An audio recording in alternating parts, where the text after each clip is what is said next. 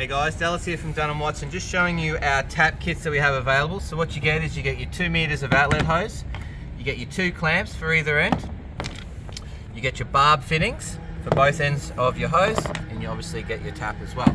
So just note this is an Australian made outlet hose here. So here's an example of one on one of our tanks.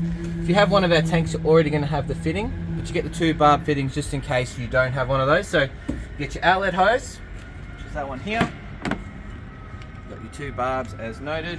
One of those is going to be for the beginning of the hose, and the other is going to be what you fit to your tap. And then obviously you put your hose on and you'll clamp it like so. So as we walk around the trailer, you see you got your tank at the back. Might be different for your build or if it's on a caravan. Obviously it's run to the front here. Fit it like so. So there you have it. There's one of our tap kits. If you're interested, please give us a call or send us an email.